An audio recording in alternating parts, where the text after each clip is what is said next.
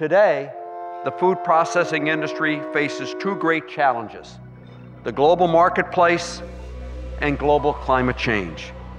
The global marketplace means that agriculture and food processing must innovate, cut cost, find new markets, and respond to consolidation and become more sustainable. Global climate change means agriculture and food processing must use less energy, less water, less time transporting products, and yes, become more sustainable. My message to you is we believe in you, and that's why I can truthfully say to you, we lose you and we lose our economic future.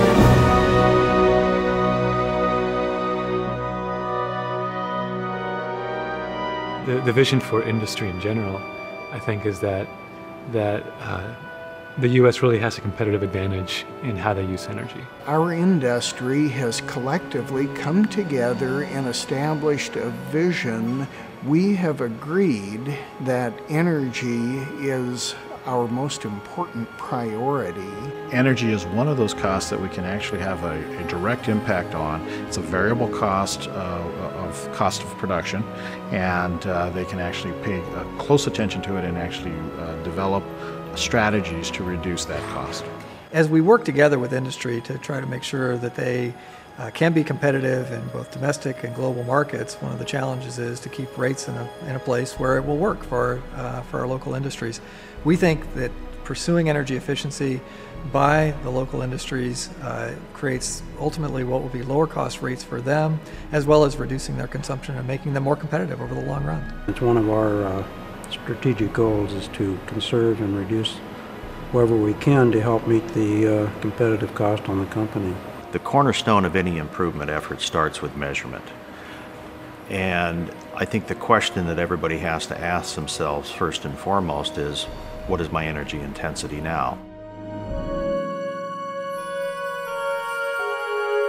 What we've been able to put together is a partnership between the Department of Energy, the Northwest Energy Efficiency Alliance, which represents utilities through the region, and the Food Processing Association, to really come together and talk about energy as a component of this industry's health. We're trying to be more assertive in our sustainable efforts, and so we'd like to measure that and show what our improvements are. Since it will be a savings that will go on forever, it usually gets a pretty high priority. We have found that when companies do take the time to do this, that they always save money. The projects that we have paybacks in a year or under 2 years. Some of them really will pay back in less than 6 months. Anytime you can get regional collaboration, it's going to work better. And the reason is because we're dealing on a very grand scale. There are some things that are better worked on as a group as opposed to individual efforts. We can take and leverage the resources of the association and the industry and make energy conservation, take the mystery out of energy conservation, make it a lot simpler for plants to implement. What it's going to do is help us remain competitive. We're a long established industry.